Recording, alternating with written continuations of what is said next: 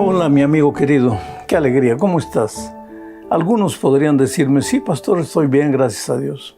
Otros sin duda están tristes, si no tienen lágrimas en los ojos, el corazón está llorando. Lo peor no son a veces las lágrimas que nos salen, son las lágrimas que nos salen, porque tenemos que esforzarnos para mostrarle al mundo que todo está bien cuando por dentro estamos sufriendo, estamos partidos, estamos llorando. Pero te digo una cosa, no te preocupes, tal vez la semana pasada las cosas no fueron bien para ti. Tal vez esta semana está todo oscuro, no ves luz, no ves salida para las dificultades que vives. Pero sabes, te voy a contar una experiencia. A veces aquí en la tierra está lluvioso, nublado, oscuro. Entras al avión y cuando el avión parte, alza vuelo. En poco tiempo atraviesa las nubes negras y allá arriba hay un cielo azul, un sol esplendoroso y brillante. Es decir, en esta tierra todo te puede parecer que está perdido, que está mal, pero no te desesperes. Si tú a través de la oración eres capaz de traspasar las nubes, vas a encontrar el cielo de paz que Dios te ofrece, aún estando en esta tierra. Cuando a través de la oración clamas a Dios, viene la paz que inunda tu corazón. Y tú con paz eres capaz de ver la salida que no veías. Vamos al estudio número 11 para el 16 de marzo del año 2024. El título es El anhelo de Dios en Sión. El propósito de la lección de esta semana es hablar de Sión como la ciudad de Dios. En la Biblia tú puedes encontrar Sión, Jerusalén, la ciudad de David, que es la misma cosa. Pero esta semana vamos a ver a través de la lección que Sión es la ciudad de Dios. Es el símbolo de la presencia de Dios en la vida de sus hijos.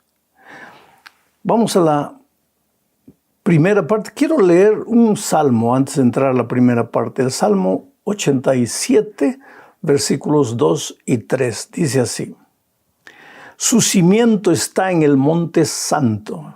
¿Su cimiento de qué? Su cimiento del hombre cristiano, de la persona cristiana, de la mujer cristiana. Su cimiento está en el monte santo. Aquí en el Salmo está hablando del pueblo de Israel. Su cimiento está en el monte santo. Ama Jehová las puertas de Sión, más que todas las moradas de Jacob. Cosas gloriosas se han dicho de ti, ciudad de Dios. ¿Por qué en este salmo encontramos que no debemos tener miedo de las tormentas, de los huracanes de esta vida? Porque el cimiento, tu cimiento, está en el monte santo, en Sión, en la presencia de Dios. Tus esperanzas no están en los recursos humanos de esta tierra. Entonces, aunque tú no veas recursos humanos, aunque tú no veas una mano humana viniendo en tu ayuda, tú no te desesperes, porque tu cimiento está en la ciudad de Dios, en el monte santo. Sabes que la palabra Sión se repite 150 veces en la Biblia, 150. Significa etimológicamente fortaleza. Sión es la fortaleza de Dios, es la ciudad de Dios. También Sión es la ciudad de David en la Biblia. Bueno, vamos a la primera parte del estudio de esta semana. Un día en tus atrios es mejor que 1000 fuera de ellos. Cuando dice un día en tus atrios, está hablando de un día en Sión, en la fortaleza, en la presencia de Dios. Un día en tus atrios es mejor que 1000 fuera de ellos. ¿Por qué? Porque los atrios estaban en Sión. Un día en tus atrios es mejor que 1000 fuera de ellos. Vamos a leer para entender mejor esto el Salmo 84, versículos 1 al 4. Dice: Cuán amables son tus moradas, oh Jehová de los ejércitos. Se está refiriendo a Sión, a la casa de Dios, al santuario de Dios, a la fortaleza, al monte de Dios. Si nosotros usamos la interpretación profética y simbólica de la Biblia, veremos que hoy día Sión es el lugar donde Dios se reúne con sus hijos. Porque en la Biblia Sión era el lugar donde Dios quería reunirse con su pueblo, llamaba a su pueblo de todos lugares para Sión. ¿Quieres descubrir dónde está Sión hoy? Descubre dónde Dios dice, donde estén 2 o 3 reunidos en mi nombre, ahí estaré. O sea, cualquier lugar donde el sábado el pueblo de Dios congrega para alabar a Dios es Sión, es la iglesia de Dios, es la fortaleza de Dios, es el santuario de Dios. Sigo leyendo el Salmo. Cuán amables son tus moradas, tu casa, tu templo, tu iglesia. Cuán amables son tus moradas, oh Jehová de los ejércitos. Anhela mi alma y aún ardientemente desea los atrios de Jehová. Mira, ya hay 2 sinónimos. Primero, las moradas de Dios. Ahora, los atrios de Jehová. ¿Y qué es todo esto? Es pues Sión, la ciudad de Dios. Sigo leyendo el Salmo. Dice, mi corazón y mi carne cantan al Dios vivo. Aún el gorrión halla casa y la golondrina nido para sí, donde ponga sus polluelos, cerca de tus altares, oh Jehová de los ejércitos, Rey mío y Dios mío. Bienaventurados los que habitan en tu casa, perpetuamente te alabarán. Selah. ¿Qué quiere decir Selah? La palabra Selah aparece 71 veces en los Salmos. Selah. ¿Y sabes lo que quiere decir? Como los Salmos eran himnos para ser cantados, o poesías para ser recitadas, o oraciones para ser dirigidas a Dios, el Selah indicaba un espacio de tiempo. Se cantaba la música, Selah, paraban de cantar y después seguían cantando. Estaban orando, en el Selah paraban, reflexionaban y seguían orando. Estaban declamando la poesía, en el Selah paraban, meditaban en lo que estaban diciendo. Eso quiere decir Selah. Bueno, en el Salmo aquí dice que hasta las golondrinas, hasta los pajaritos, cuando hacen sus nidos, buscan el techo de la casa de Dios para hacer sus nidos. ¿Cuánto más los seres humanos deberíamos hacer nuestra morada en la casa de Dios? Claro, no quiere decir que te vas a mudar, te vas a trasladar a la iglesia para vivir en la iglesia. No quiere decir eso. Lo que el salmista está enfatizando es el hecho de que Dios ha prometido estar en su santo templo. Jehová está en su santo templo. Calle de él, delante de él toda la gente. Ahora, si Dios está en su santo templo y él ha prometido eso, cada vez que tú vas a la iglesia, por favor, no estés preocupado en que si tu ropa ya te la vieron las otras veces, o que si te vas a encontrar con una persona que no te gusta, o si te saludan o no te saludan. Tú ve a encontrarte con Dios, no vayas a encontrarte con seres humanos, porque los seres humanos te van a fallar, te van a frustrar y no vas a querer ir más a la iglesia. Tú ve para encontrarte con tu Dios, porque mejor es un día en la iglesia, en la casa de Dios, que 1000 días fuera de ella. Entonces vamos ahora a la parte 2 de nuestra lección. Y el subtítulo es Oren por la paz de Jerusalén. En esta parte me voy a detener un poco más. Vamos a leer y voy a ir comentando. Salmo 122, 1 al 9. Son 9 versículos, un poquito largo, pero vale la pena leer. Dice así, yo me alegré con los que me decían, a la casa de Jehová iremos. Querido, busca amigos, busca hermanos en la iglesia, que antes de ir a la iglesia te dan una llamadita y te dicen, oye, no te olvides, yo ya estoy yendo para la iglesia, te veo allá, vamos. O entonces tú, cuando estás saliendo para la iglesia, llama a un hermano, oye, mira, ya estoy saliendo para la iglesia, espero que Dios te acompañe en el viaje hasta la iglesia. Eso es lo que David dice, yo me alegraré con los que me dicen, a la casa de Jehová iremos. Es una bendición ir a la iglesia. ¿Por qué? Porque te vas a encontrar con tu Dios durante la semana. El mundo te ha golpeado, las personas te han criticado, te han juzgado, han hablado mal de mí, estás herido, las cosas no andan bien, tu patrón te ha maltratado. Pero el sábado, cuando vas a encontrarte con tu Dios, el Señor inunda con su paz tu corazón y ahí ya no tienes miedo de nada. El versículo 2, leo, dice, nuestros pies estuvieron dentro de tus puertas, oh Jerusalén. Primero habla de la casa de Dios, ahora de Jerusalén, porque ya te dije, Sión, Jerusalén, la casa de Dios, el monte santo, la fortaleza de Dios, la ciudad de Dios, todo es la misma cosa. El versículo 3 dice, Jerusalén que se ha edificado como una ciudad que está bien unida entre sí. Una de las características de Jerusalén, de Sión, de la ciudad de Dios, del Monte Santo, de la iglesia de Dios en esta tierra, una de las características es que ha sido edificada bien unida. O sea, querido, te voy a decir aquí algo que te puede asustar. La principal característica de la verdadera iglesia de Dios no es el sábado. Por favor, no te asustes. Es la unidad. Que sean uno como tú y yo, Padre, somos uno. ¿Para qué? Para que el mundo sepa que este es tu pueblo. Que sean uno. ¿De qué sirve que tú creas en las 28 doctrinas cardinales de la iglesia? Si en la iglesia no hablas con uno, no hablas con otro, el otro no te mira, el otro no te saluda, no hay unidad, no hay espíritu de unión. ¿De qué te sirven las 28 doctrinas? Ahora, yo no estoy hablando contra las doctrinas.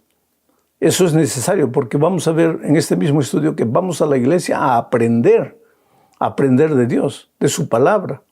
Y cuando aprendemos de Dios y su palabra, lógicamente que encontramos el camino de Dios, la doctrina de Dios. Pero es que la doctrina no es la verdadera característica, sino la unidad. Un pueblo unido, un pueblo que transmita amor a las personas. Yo conozco mucha gente que ha entrado a la iglesia, especialmente ahora tenemos radios, emisoras por todos los lugares, tenemos televisoras transmitiendo el mensaje. Y mucha gente a través de la televisión, a través del internet mismo, a través de la radio, llega a la iglesia el sábado, pero cuando entra, no encuentra amor, no encuentra unidad, no encuentra compañerismo, muchas veces encuentra indiferencia. Y entonces dice, esta no puede ser la casa de Dios, esta no puede ser la iglesia de Dios, y se van.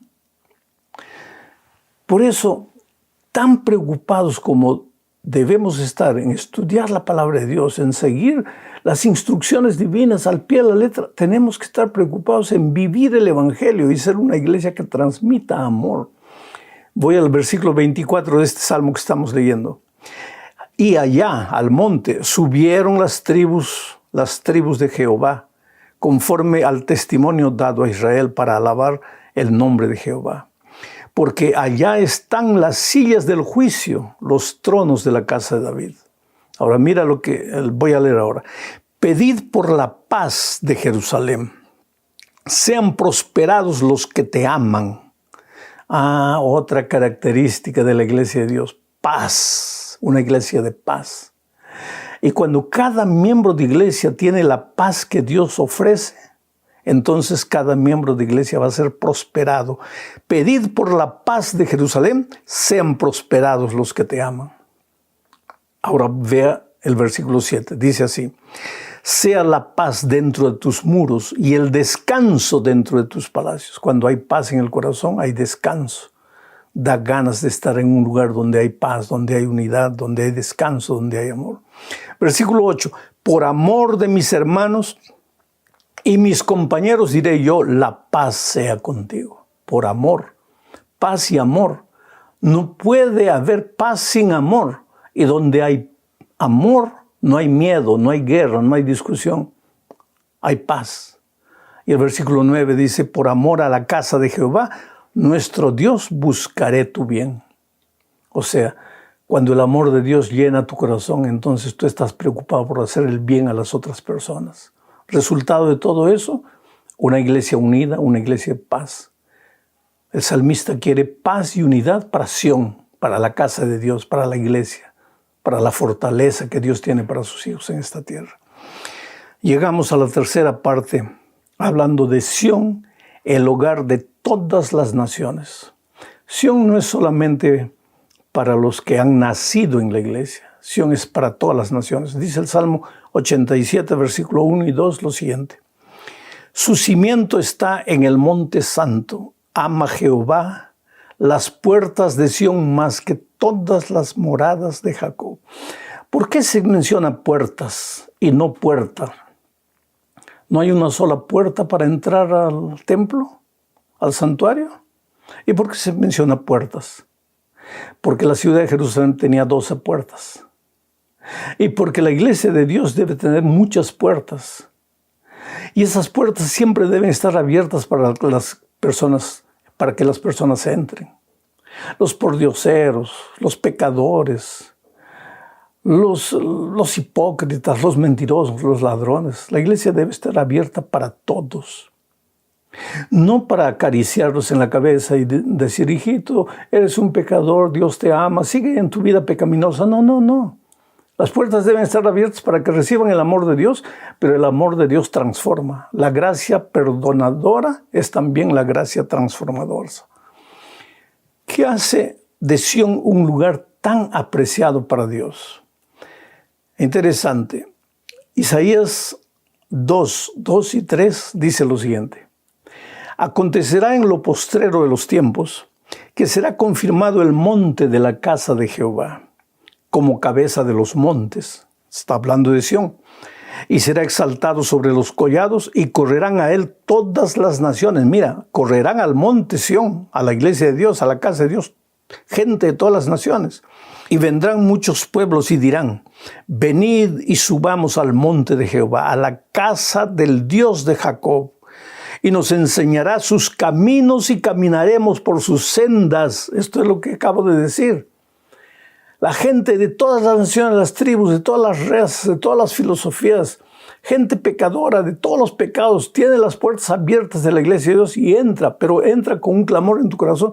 Señor, estamos aquí para aprender, dice, y nos enseñará sus caminos y caminaremos por sus sendas. Porque de Sión saldrá la ley y de Jerusalén la palabra de Jehová. Oh querido, en Sión están las enseñanzas de Dios, que se resumen en los 10 mandamientos de Dios. Ve a la casa de Dios, busca la casa de Dios. La casa de Dios es donde se estudia la palabra de Dios, donde se presentan las instrucciones divinas, donde se vive el evangelio, pero también donde se encuentran las doctrinas de Dios, los caminos de Dios, la santa ley de Dios. El Salmo 87, 4 al 6 es otro salmo que necesitamos leer. Dice, yo me acordaré de Rahab, la pecadora de Jericó. Yo me acordaré de Rahab y de Babilonia entre los que me conocen. He aquí Filistea y Tiro con Etiopía. Este nació allá. Y de Sión se dirá, este y aquel han nacido en ella. ¿Dónde? En Sión. Pero mira, viene de Filistea, viene de Tiro, viene de Etiopía, viene de Babilonia, viene de Jericó, Rahab. Pero cuando llega a la iglesia de Dios, a la casa de Dios, a Sión, dice el versículo 5, y de Sión se dirá, este y aquel han nacido en ella, en Sión. Y el Altísimo mismo la establecerá. Jehová contará al escribir a los pueblos, este nació allí, en Sión. No importa de dónde hayas venido. No importa cuál haya sido tu pasado. No importa. El otro día yo encontré una persona que vivía atormentada porque en el pasado había participado de rituales satánicos y creía que para él no había perdón. Hay perdón, querido. Tú puedes venir de Etiopía, de Egipto, tú puedes venir de Babilonia, tú puedes venir de donde sea, de la filosofía que quieras, pero vienes a Sión para aprender, aprendes de las enseñanzas divinas, encuentras la ley de Dios, que es el reflejo del carácter divino, y entonces, ¿qué haces? Ahí Dios dice, este nació aquí, en Sión. Pero ¿cómo? Nació allá, pero ese es su pasado, eso no cuenta. Nació aquí, en Sión. Porque tu vida comenzó cuando conociste a Jesucristo. Tu vida empieza cuando entras a la iglesia y te bautizas. El agua lleva la multitud de tus pecados y cuando tú sales del bautismo naces para una vida nueva. Esa es la maravilla del amor de Dios. 3 veces en este salmo se menciona que las naciones pueden venir de donde sea, pero han nacido en Sión. ¿Por qué? Porque en Sión comienza tu vida. Vamos a la cuarta parte, no nos va a alcanzar el tiempo. Seguridad y paz de Sión. El Salmo 46 es uno de los salmos favoritos míos. El Salmo 119 es mi salmo favorito, el versículo 105. Pero el Salmo 46 también es otro salmo favorito mío. Dice, Dios es nuestro amparo y fortaleza, nuestro pronto auxilio en las tribulaciones. Por tanto, no temeremos, aunque la tierra sea removida y se traspasen los montes al corazón del mar, aunque bramen y se turben sus aguas y tiemblen los montes a causa de su braveza. ¿Qué es lo que está diciendo aquí? Dios no te promete en este salmo que en esta vida no tendrás problemas. Aquí hay aguas que rugen, hay montes que tiemblan, pero la palabra clave es aunque. Aunque a mi vuelta todo ande mal, aunque el país esté cayendo, aunque la economía esté fracasando, aunque haya guerras, aunque haya rumores de guerras, aunque me critican, aunque me persiguen, aunque me despidan del empleo, aunque me falte salud, aunque, esa es la palabra clave, aunque yo no tendré miedo. ¿Por qué? Porque mi refugio eres tú, oh Dios. Y ahí viene Selah, o sea, para ahora y piensa, reflexiona. Dios no te ha prometido que no habrá tormentas, pero aunque haya tormentas, tú estás seguro en los brazos del Señor. Después el versículo 4 habla del río. Dice, del río sus corrientes, el Señor Jesucristo. Del río sus corrientes alegran la ciudad de Dios. O sea, ¿quién es el que pasa por el medio de la ciudad? Porque los ríos en las ciudades antiguas no pasaban por los costados, pasaban por el medio de la ciudad. Cuando se quería construir una ciudad, lo primero que se hacía era buscar un río para que el río pasase. ¿Por qué? Porque el río llevaba vida. ¿Quién es el río? El Señor Jesucristo. Y Él dijo que si tú aceptas a Él, lo aceptas, tú serás una fuente de agua viva. ¿Por qué? Porque tendrás al Señor Jesucristo en el medio.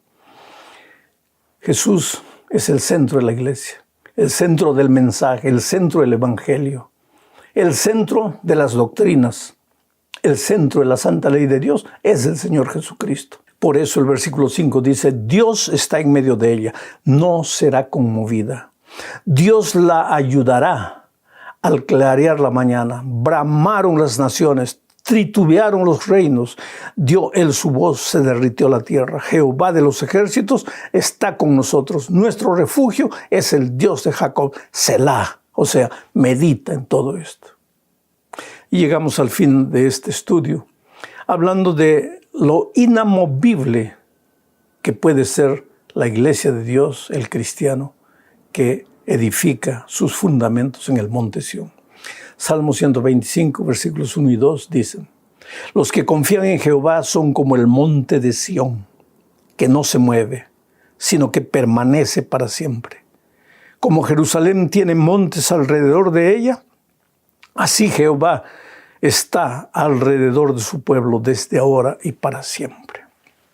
Mi hermano, haz de Cristo el centro de tu experiencia cristiana. Él es el amor. Entonces el centro de tu vida será el amor. Mirarás a las personas con compasión, con amor, con empatía, con misericordia. Tu vida será una vida que inspire. Las personas serán atraídas. Y si cada miembro de iglesia hace eso, la iglesia será un nido de amor. Y las personas de todas las naciones, de todas las filosofías, correrán para aprender de Dios, encontrarán la ley de Dios. Vivirán el amor, edificarán su vida también en el monte Sión, en la roca de los siglos, que es Cristo. Cristo y su iglesia en esta tierra. Un abrazo, que Dios te bendiga ricamente.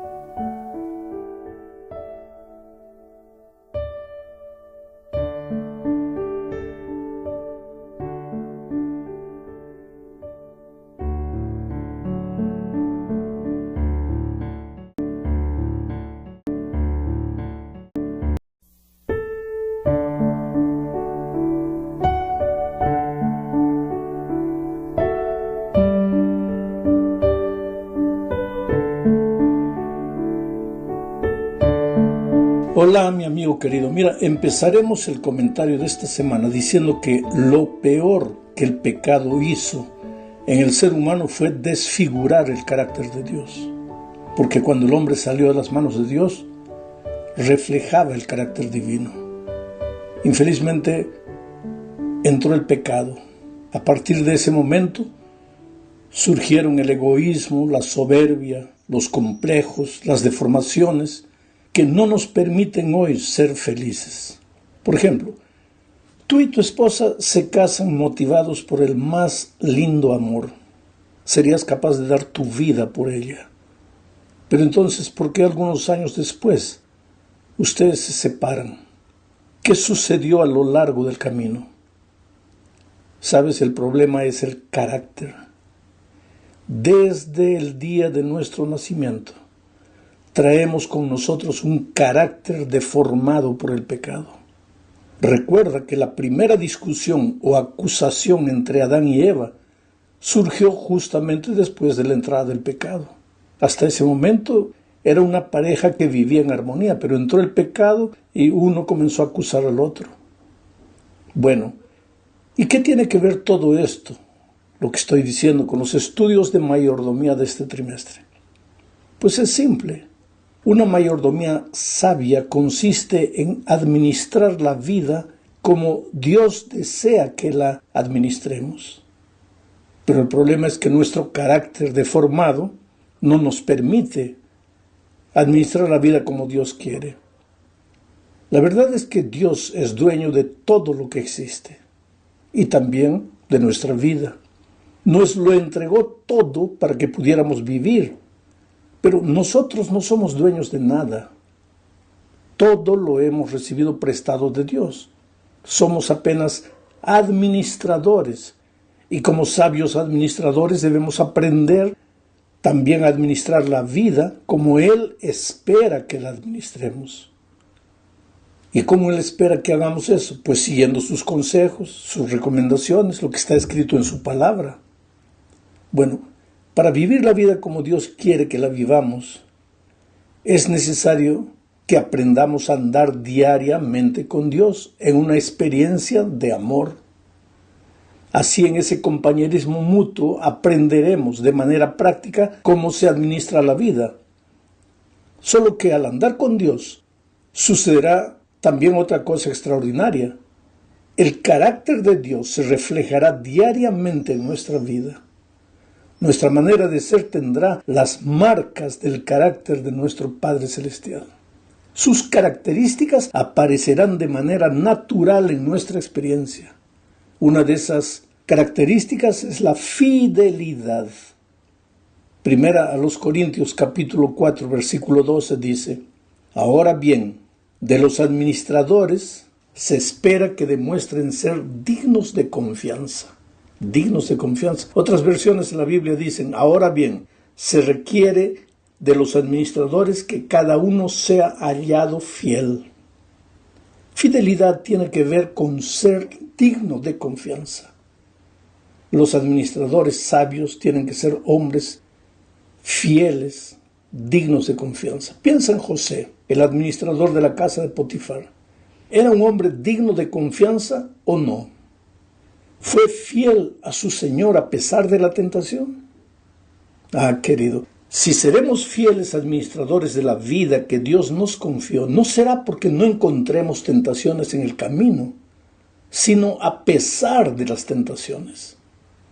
La fidelidad es un rasgo de carácter. En hebreo, la expresión ser fiel significa ser digno de confianza. Se refiere a alguien que es sólido en sus convicciones, firme en lo que ha decidido. Pero la verdad es que nosotros, los seres humanos, después de la entrada del pecado, pues somos frágiles por naturaleza, no somos firmes. Pablo mismo dice: aquel que piensa que está firme, mire, cuidado, no caiga. Y Dios dice: maldito el hombre que confía en el hombre. Esta es nuestra triste realidad. Debemos ser hombres y mujeres dignos de confianza, firmes, fieles, pero no lo somos. No podemos serlo. Nadie puede confiar en nosotros, ni nosotros mismos. Y sin embargo Jesús dice: sé fiel hasta la muerte. O sea, sé digno de confianza hasta la muerte, y yo te daré la corona de la vida. Ahora, ¿cómo podremos alcanzar ese ideal elevado? Pues la única manera es seguir el consejo divino, que está registrado en Mateo capítulo 7, versículos 24 y 25. Leo: a cualquiera que me oye estas palabras y las pone en práctica, lo compararé a un hombre prudente que edificó su casa sobre la roca. Cayó la lluvia, vinieron los ríos, soplaron los vientos y azotaron aquella casa, pero ésta no se vino abajo porque estaba fundada sobre la roca. Aquí volvemos al tema del relacionamiento diario con Cristo, que es la roca de los siglos. Solo podemos ser hombres firmes, dignos de confianza, fieles, en la medida en que cultivemos una relación diaria de compañerismo, de comunión con Cristo, que es la roca. Vamos al segundo punto de nuestra lección. La segunda característica de un administrador sabio es la lealtad. La primera es la fidelidad. La segunda, la lealtad. Jesús dijo en Mateo capítulo 6, versículo 24, nadie puede servir a dos amos, pues odiará a uno y amará al otro, o estimará a uno y menospreciará al otro. Ustedes no pueden servir a Dios y a las riquezas. Cuando existe una experiencia de amor entre dos personas, el resultado natural es la lealtad. Dos personas que se aman no se traicionan. Pero la lealtad no es un asunto de cerrar los ojos y esforzarse para no caer. Si usas tu disciplina propia, tu esfuerzo humano, más tarde o más temprano, por más que cierres los ojos, por más que te esfuerces, vas a caer.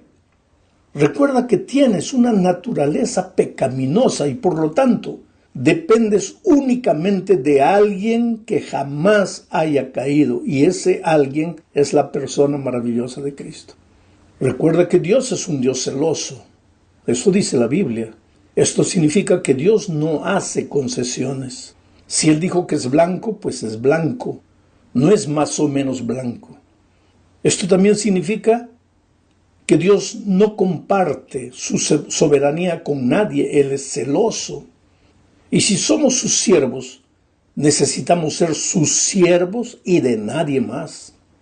Un día, Dios le dijo a Salomón, y tú, Salomón, hijo mío, reconoce al Dios de tu padre y sírvele con corazón perfecto, con ánimo voluntario, porque el Señor escudriña los corazones de todos y entiende toda intención de los pensamientos. Si tú lo buscas, lo hallarás, pero si lo dejas, Él te desechará para siempre. Sírvelo con corazón perfecto, con todo tu corazón, con tu ser entero, no dividido, no un poco a Dios y un poco al Dios de este mundo, con todo tu corazón. Esto significa que la lealtad no es apenas un asunto de cumplir determinadas reglas, porque dice que Dios conoce el pensamiento y el sentimiento. Tú puedes cumplir todo y sin embargo no ser fiel a Dios. Este es un asunto de fondo, no simplemente de forma. Recuerda que el Señor escudriña los corazones de todos y entiende toda intención de los pensamientos, le dijo Dios a Salomón. Esta es la razón por que el joven rico se fue y no regresó.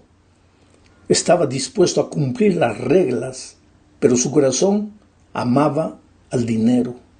Estaba dividido, quería servir a Dios y al dinero al mismo tiempo. No se puede.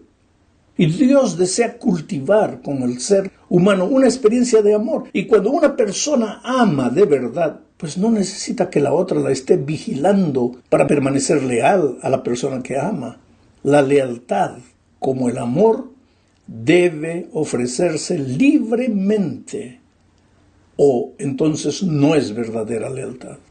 Un soldado muchas veces tiene que obedecer las órdenes de su jefe porque si no lo hace puede ser castigado.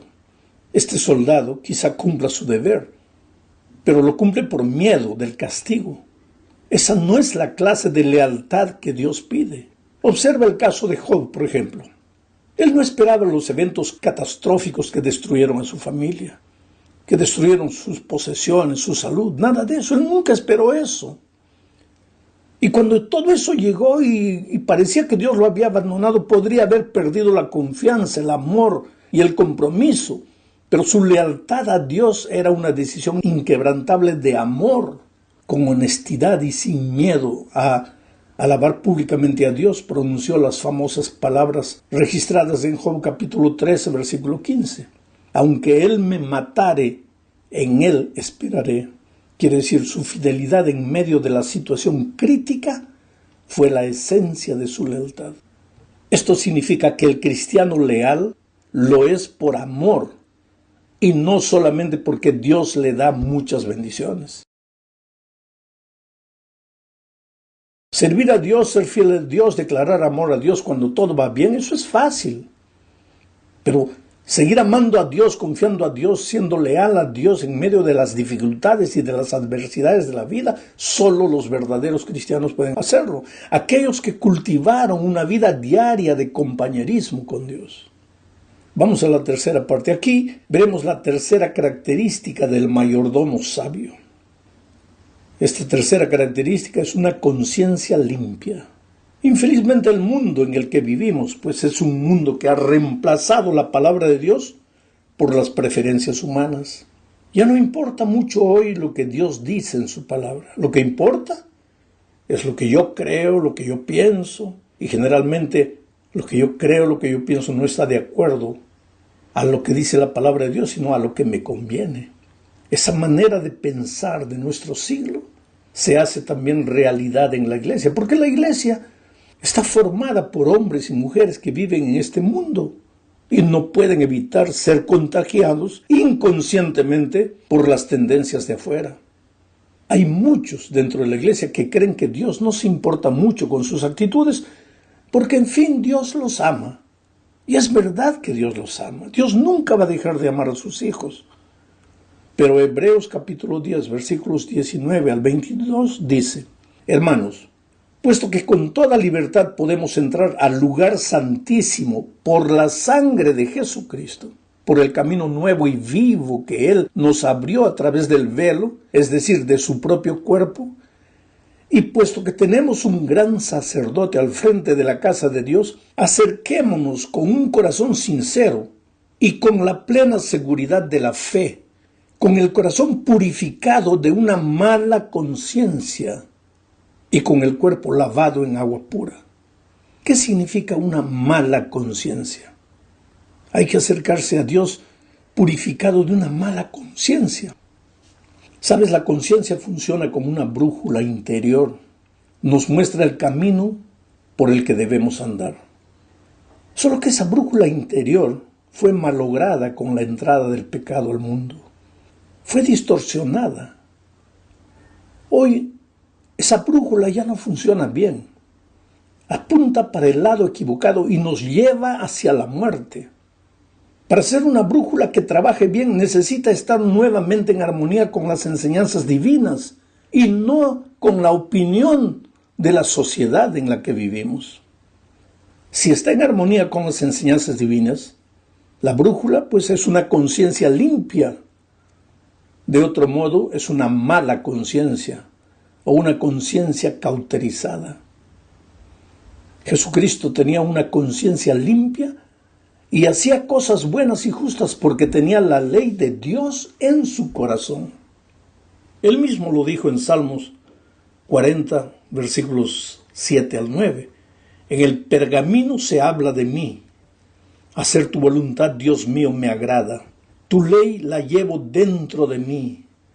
He proclamado tu justicia ante la gran multitud y tú, Señor, lo sabes muy bien.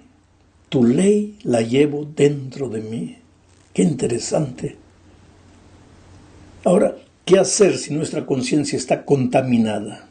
Hebreos 9:14 nos da la respuesta. Dice: cuanto más la sangre de Cristo, que por medio del Espíritu Eterno se ofreció a sí mismo sin mancha a Dios, limpiará de obras muertas nuestra conciencia para que sirvamos al Dios vivo. Ahora, mi amigo, ¿te das cuenta cómo todo empieza y termina en Jesucristo? La vida cristiana no es una colección de deberes, La vida cristiana es una relación de amor con Cristo. Por amor a Jesús hacemos o dejamos de hacer las cosas. Por amor a Jesús permitimos que su palabra nos guíe.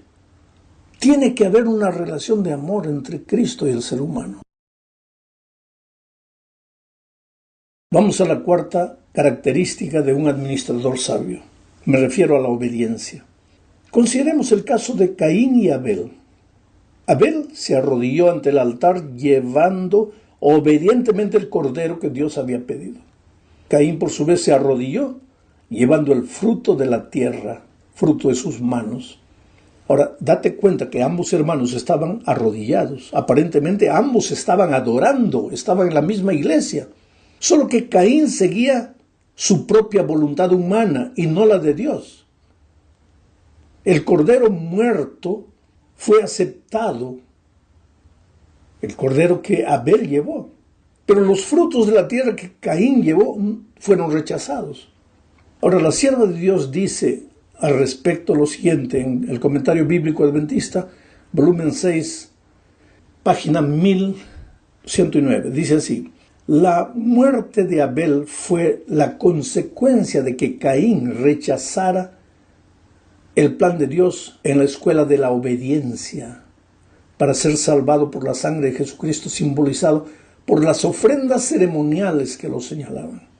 Caín no aceptó el derramamiento de sangre, que simbolizaba la sangre de Cristo, que debía ser derramada en el mundo.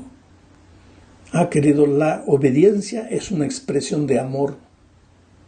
Por eso la clave de la relación del ser humano con Cristo necesita ser el amor. Cuando tú dejas de amar a Dios, comienzas a amarte a ti mismo. Entonces ya no te interesa lo que Dios cree, lo que Dios piensa, lo que Dios enseña. Te interesa lo que tú quieres, lo que tú sientes. Prestas oído a los hombres de esta tierra y no a la palabra de Dios. Sabes que cuando yo era niño me enseñaron a obedecer por miedo y no por amor. Me llevó mucho tiempo entender que la vida cristiana es una vida de amor con Cristo y no una vida de miedo, de perderse. El problema es que también podemos llevar a la iglesia la obediencia por el miedo, pero esa obediencia por miedo no tiene ningún valor para Dios. Por eso Él dice: hijo mío, dame hoy tu corazón. Quiero tu amor, tu corazón. Después que me has dado tu amor, tu corazón, ahí tú puedes darme y andar mis caminos. Pero si tú no me has dado tu corazón, si tú no me amas, yo no quiero nada de ti. Llegamos al fin de este estudio hablando de la confiabilidad como otra característica de aquellos que han entendido el amor de Dios y que administran con sabiduría la vida que recibieron de Él. Leamos Lucas 16, 10 al 12. El que es confiable en lo poco, también lo es en lo mucho. Y el que no es confiable en lo poco, tampoco lo es en lo mucho.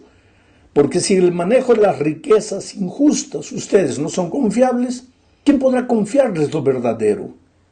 Y si con lo ajeno no resultan confiables, ¿quién les dará lo que les pertenece? ¿Sabes, mi amigo querido? Dios desea hijos e hijas confiables, porque desea que seamos semejantes a Él. La confiabilidad es algo que nuestros primeros padres perdieron cuando decidieron voluntariamente separarse de Dios e hicieron su propia voluntad.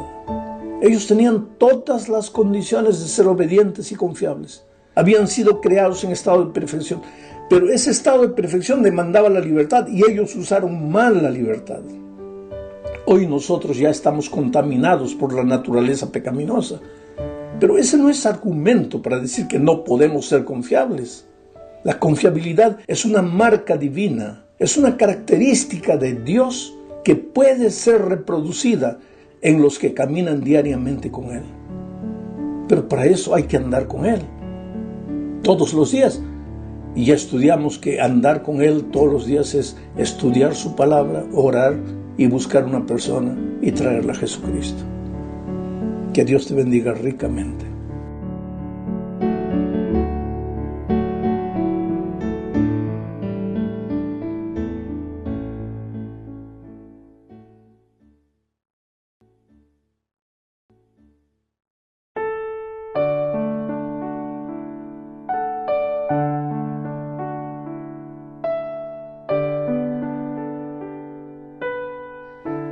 Hola, mi hermano querido. Los cristianos siempre traemos preguntas en el corazón. Hay una pregunta que me hicieron y que dice así: Pastor, por más que me esfuerzo para andar en los caminos de Dios, me siento perdido. En realidad, por detrás de esta pregunta inocente hay dos errores grandes. Dice, por más que me esfuerzo para andar en los caminos de Dios. La vida cristiana, querido, no requiere esfuerzo. Tú no puedes alcanzar el ideal que Dios tiene para ti usando la voluntad, el dominio propio, la fuerza, por más que me esfuerzo. ¿Y por qué? Porque la propia Biblia dice que nuestra justicia, nuestro esfuerzo, nuestro dominio propio es como trapo de inmundicia. Lo que tú tienes que hacer, en lugar de esforzarte para andar en los caminos de Dios, si quieres usar el esfuerzo, úsalo para separar un tiempo todo día para mantener la comunión con Cristo, estudiando la palabra, orando y testificando el amor de Jesús para otras personas. El segundo error de esta pregunta es, me siento perdido. Jeremías dice, engañoso es el corazón y perverso. ¿Quién lo comprenderá? Este corazón, cuando estás bien, te va a hacer sentir que estás mal. Y cuando estás mal, te va a hacer sentir que estás bien. Entonces, no, la vida cristiana no es sentir, porque el corazón humano es engañoso. Tú tienes que creer en la palabra de Dios. Y la palabra de Dios dice que si tú vives en comunión con Él, si tú andas con Él, si tú caminas con Él, si tú estás conectado a Él, los frutos van a aparecer. Los frutos, andar en los caminos de Dios, van a aparecer de manera natural.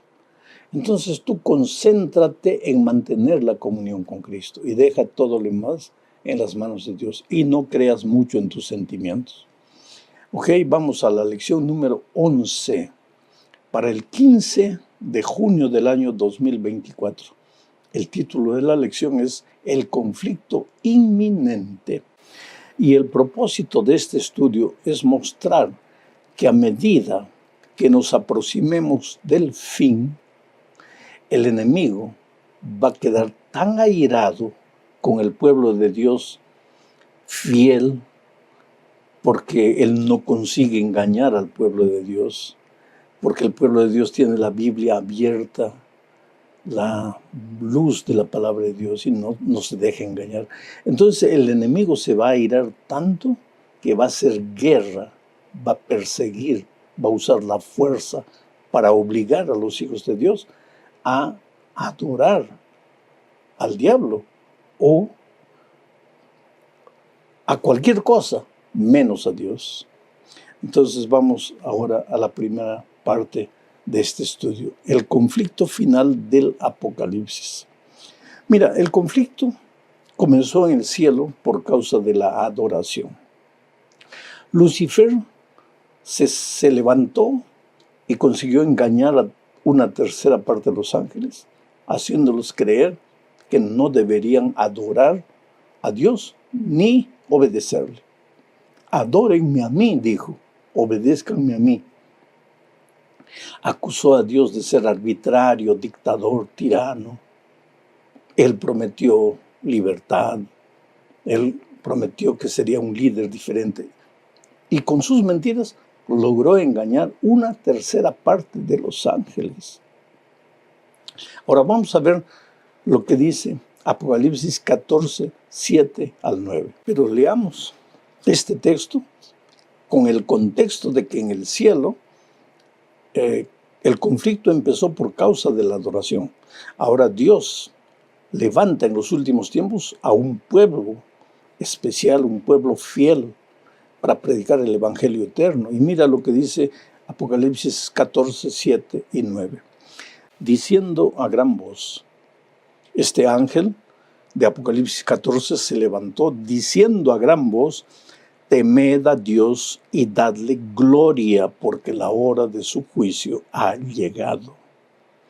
y adorad a aquel que hizo el cielo y la tierra y el mar y las fuentes de las aguas.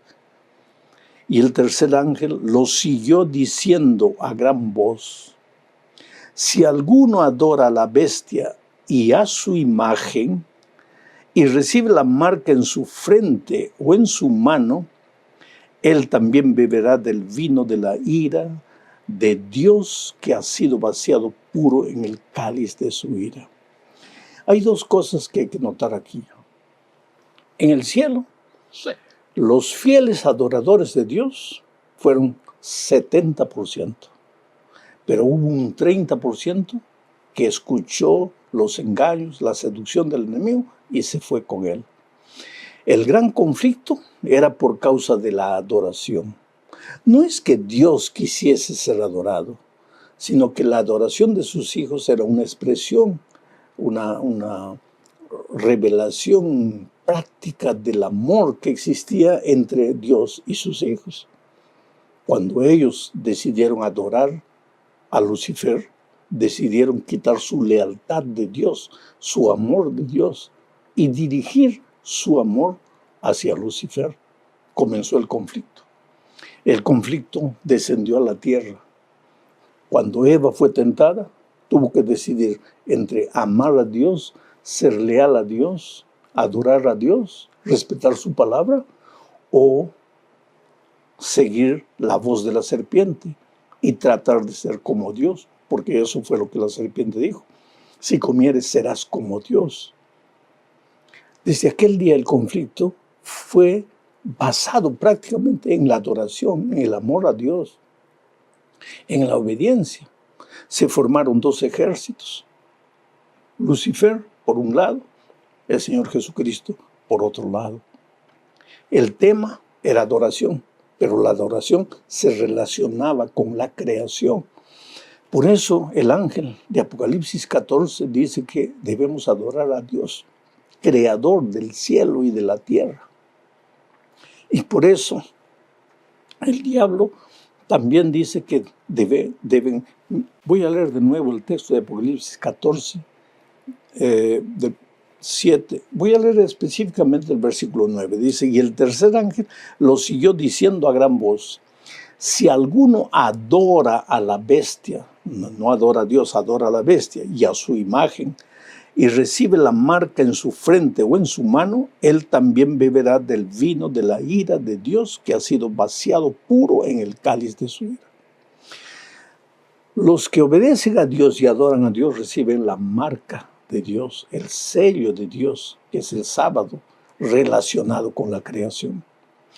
Los que adoran a la bestia reciben la marca de la bestia y no creen en la creación o desfiguran la creación. Y si desfiguran la creación, pues no creen en el sábado, creen en cualquier otro día menos en el sábado.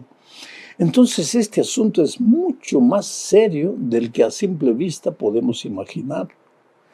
Cuando decidimos adorar a Dios en el sábado o en cualquier otro día, estamos decidiendo hacer la voluntad de Dios o hacer la voluntad del enemigo de Dios. Vamos a la siguiente parte de este estudio: la crisis venidera. Este es un asunto interesante. Vamos a estudiar el capítulo 13 del libro de Apocalipsis. En este capítulo 13 se presenta a dos poderes que sacudirán el mundo en los últimos días. El primer poder sube del mar y el segundo poder sube de la tierra. Y ambos son instrumentos del dragón. El dragón es el diablo y Satanás, según Apocalipsis. Quiere decir, para sacudir al mundo en los últimos días, en Apocalipsis se habla de dos bestias. La palabra bestia puede parecer peyorativa, pero no lo es. En profecía, la palabra bestia significa poder. Quiere decir que en los últimos días aparecerán dos poderes. Un poder que sale del mar y, de acuerdo con la profecía, El mar, las aguas, significa gente. O sea, este poder recibe fuerza de la gente. Mucha gente lo sigue y le confiere poder. Pero el verdadero poder lo recibe del dragón. El dragón también permite que se levante otra bestia, otro poder que viene de la tierra. Vamos a ver todo esto al estudiar este capítulo 13. Vamos a leer primero los versículos 1 y 2 para ver la descripción de este poder, del primer poder. Dice así: me paré sobre la arena del mar y vi subir del mar una bestia. Y la bestia que vi era semejante a un leopardo, y sus pies como de oso, y su boca como boca de león. Y el dragón le dio su poder, y su trono, y gran autoridad. Interesante. El diablo, el dragón, nunca se presenta como diablo. En el jardín del Edén se presentó como una bella serpiente. En el monte de la tentación para destruir al Señor Jesucristo se presentó como un ángel de luz. Y en estos últimos tiempos se presenta como un poder religioso, sustentado por la fuerza de las naciones, pero que en realidad recibe la fuerza del dragón. Ahora vamos a tratar de identificar a esta bestia. En nuestra lección de la escuela sabática se trata este asunto en dos partes. Yo la voy a tratar en una sola parte. Vamos a ver qué características tiene esta primera bestia que sale del mar. En el versículo 8, recuerda que estamos estudiando el capítulo 13 del libro de Apocalipsis.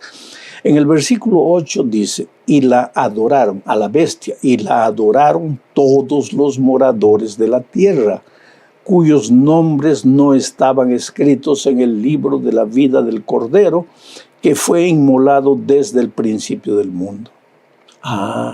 Quiere decir que este es un poder religioso y que recibe la adoración de todos o de la gran mayoría de los seres humanos. Es interesante porque hay que pensar en las palabras. Dice: y la adoraron todos los moradores de la tierra, cuyos nombres no estaban escritos en el libro de la vida del Cordero. O sea, tú tienes dos opciones: o adoras al Cordero, al Señor Jesucristo, y tu nombre es escrito en el libro de la vida, o tú adoras a esta bestia, que es un poder religioso, y entonces tu nombre no estará escrito en el libro de la vida del Cordero. Segunda característica de este poder religioso. Versículo 7 dice: también se le dio autoridad sobre toda tribu, pueblo, lengua y nación. O sea, este poder, además de ser un poder religioso, es también un poder político que tiene autoridad sobre toda tribu, lengua, pueblo y nación. Tercera característica. El versículo 3 del capítulo 13 dice: vi una de sus cabezas de la bestia como herida de muerte, pero su herida mortal fue sanada, y se maravilló toda la tierra en pos de la bestia. Esto quiere decir que en algún momento de la historia, este poder religioso perdió su poder, pero después la herida sana y ahora impone respeto y la admiración del mundo. Ahora vamos a la cuarta característica. El versículo 5 del capítulo 13 dice: también se le dio boca que hablaba grandes cosas y blasfemias, y se le dio autoridad para actuar 42 meses. O sea que este poder es un poder blasfemo, que se atreve a hablar contra Dios o a ocupar el lugar de Dios. Y tiene poder durante 42 meses, o sea, 1260 años. Ya vimos eso en lecciones anteriores. La característica número 5 dice que este poder persigue al pueblo de Dios. Mira lo que dice el versículo 7. Se le permitió hacer guerra contra los santos y vencerlos por un periodo de tiempo, 42 meses. Sexta característica, el versículo 5 dice, se le dio autoridad para actuar por 42 meses. Su poder dura 42 meses, lo que en lenguaje profético, ya lo dijimos, significa 1260 años. O sea, aquí se habla de un poder que forzará la conciencia de las personas para que adoren a la bestia y no adoren a Dios. La pregunta clave es, ¿quién es este poder? ¿Dónde está este poder hoy? ¿A quién simboliza este poder? Entonces vamos a tener que responder algunas preguntas. La primera pregunta, ¿conoces tú algún poder hoy día que además de ser un poder religioso, tenga una influencia política tremenda sobre la mayoría de los países y de los pueblos de este mundo? ¿Conoces?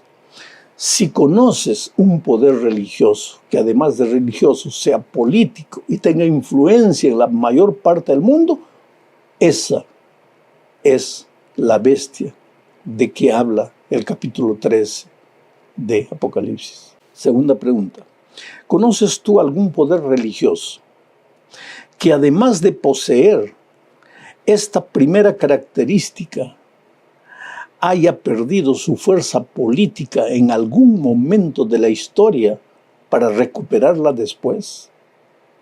El texto de la Escritura dice, vi una de sus cabezas como herida de muerte, pero su herida mortal fue sanada y toda la tierra se maravilló en pos de ella. ¿Conoces algún poder que en el año 1798 el líder de ese poder haya sido capturado por un general llamado Berthier y llevado preso? Y que después, el año 1929, Bernardo Mussolini le devolviera el poder, la fuerza a ese poder. Pues entonces ya tienes la respuesta. Tercera característica, y yo te hago la pregunta, ¿dónde puedes ver un poder religioso respetado y admirado por reyes, presidentes, ministros, jefes de Estado? ¿Conoces ese poder? ¿Qué poder religioso es respetado? Pueden no creer en él, pero todos lo respetan. ¿Dónde está ese poder? En cuarto lugar, te hago otra pregunta. ¿Es posible que ese poder haya blasfemado alguna vez contra Dios? O en las palabras del profeta Daniel, haya tratado de cambiar los tiempos y la ley de Dios. Blasfemar es atreverse a colocarse en lugar de Dios, a querer cambiar la palabra de Dios. Y Daniel dice que ese poder intentó cambiar los tiempos y la ley de Dios. ¿Quieres encontrar ese poder? Abre la Biblia, Éxodo 20, lee la ley de Dios, los mandamientos de Dios. Y después, abre el catecismo y busca la ley de Dios y compara. ¿La ley de Dios es la misma registrada en la Biblia o han intentado cambiar la ley de Dios? Ese es el asunto. Quinta pregunta. Este poder religioso político ha perseguido a los fieles adoradores de Dios y estudiosos de la palabra de Dios durante 1260 años. ¿Conoces a ese poder? Es interesante, porque la respuesta es tuya. Yo no te voy a dar la respuesta. Yo quiero que tú pienses, que tú reflexiones. Y cuando reflexiones vas a llegar a tu propia conclusión. Y tal vez te sientas triste. Pero entonces abre la Biblia y lee las características, capítulo 13 de Apocalipsis. No se habla de una iglesia, se habla de un poder religioso que tiene características políticas. Y las características ya vimos en el capítulo 3.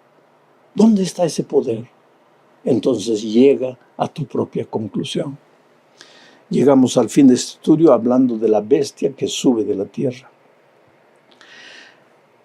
Está en el capítulo 13.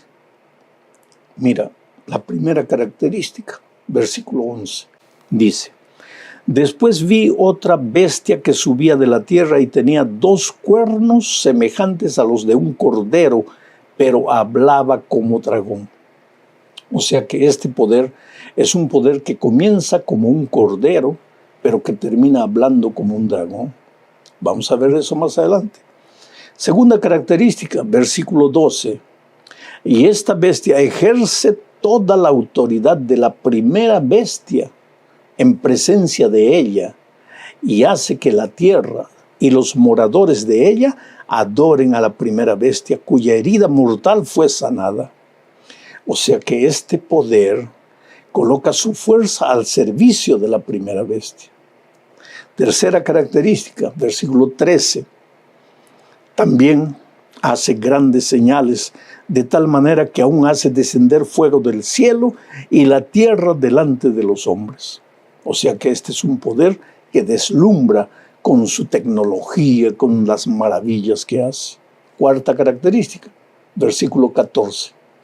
Y engaña a los moradores de la tierra con las señales que se le han permitido hacer en presencia de la bestia, mandando a los moradores de la tierra que le hagan imagen a la bestia que tiene la herida de espada y vivió. O sea, querido, que este poder es un poder que, además de darle fuerza a la primera bestia, obliga a las personas a obedecer y a adorar a esta primera bestia. Otra característica más está en el versículo 16. Dice: y se le permitió infundir aliento a la imagen de la bestia para que la imagen hablase e hiciese matar a todo el que no la adorase. O sea, este es un poder que da fuerza a la imagen de la bestia. ¿Qué es la imagen de la bestia? Una bandera es el símbolo o la imagen de un país. ¿Cuál es la imagen de la bestia? Lo que simboliza el poder de esta bestia. ¿Qué es lo que simboliza a Dios, su señal, su marca, el sábado?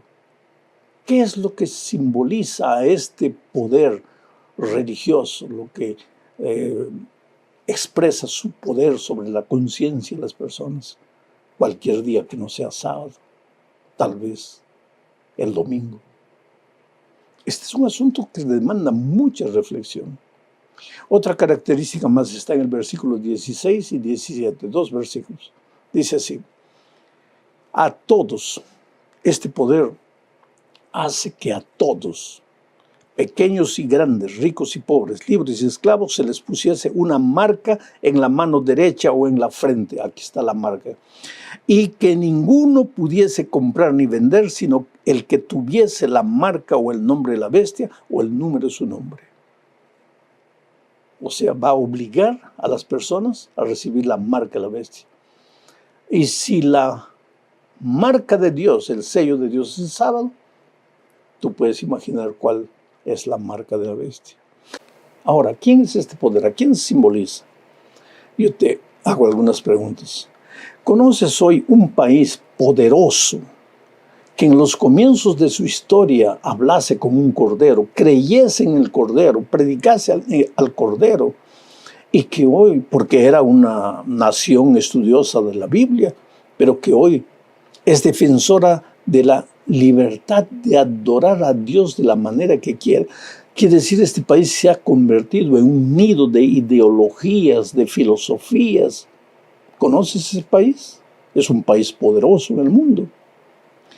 Segunda pregunta: ¿existe hoy un país poderoso que, habiendo tenido un origen cristiano, se fuera convirtiendo con el tiempo en una nación secularizada, de cierto modo cuna de toda clase de ideologías, filosofías que no pasan de la voz disfrazada del dragón? Tercera pregunta: ¿cuál es en este momento el país que le presta mayor apoyo, mayor fuerza a la primera bestia simbolizada en este capítulo? ¿Cuál? Cuarta pregunta: ¿cuál es hoy el país que deslumbra con su tecnología, con su poderío militar, y que la historia presenta como el único país que un día se atrevió literalmente a hacer caer fuego del cielo destruyendo 2 grandes ciudades. Quinta pregunta. Hasta aquí es fácil identificar este país, echando mano solo de las Escrituras, porque todas estas características se están cumpliendo de alguna manera. Pero el texto sagrado menciona todavía 2 características más. Este país escogerá un día de la semana como símbolo del primer poder mencionado en este capítulo. Y en segundo lugar, este país será el origen de un decreto de obligatoriedad de guardar ese día de la semana como homenaje al primer poder religioso de Apocalipsis 14. Vuelvo a repetir, todos estos pensamientos son para reflexión. Reflexiona. Reflexionar es leer, es meditar, es pensar. Muchas veces la reflexión te lleva al sufrimiento, al dolor, a llorar. Muchas veces te vas a agarrar la cabeza y decir, pero mi Dios, ¿es esto realmente así? Tienes la Biblia en tus manos. Lee. Yo tengo 2 libros escritos, quiere decir un libro, ¿no? El tercer milenio y las profecías del Apocalipsis. Ese libro fue reproducido bajo el título de El último llamado. Si puedes conseguir ese libro por ahí y leer ese libro, vas a encontrar en detalles la explicación de todo esto que hablé apenas en 20 minutos. Que Dios te bendiga, querido.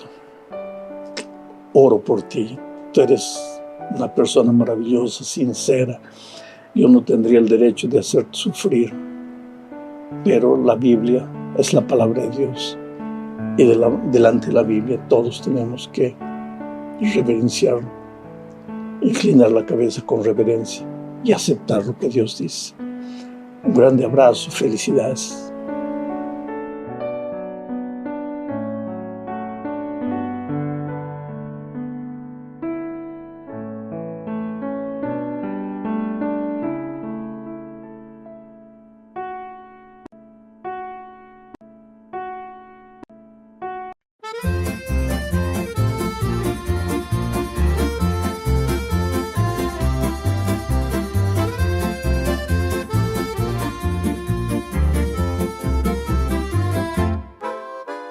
Come quando faceva freddo, come quando restavamo chiusi dentro, come quando ti venivo a prendere e tua madre mi diceva portala prima delle 7, portala prima delle 7. Tu i capelli legati, io le mani fredde, con te è sempre tutto il contrario, rido se piango, piango se rido. In un pomeriggio di luglio, sotto una quercia, nel tuo letto d'inverno, senza vergogna.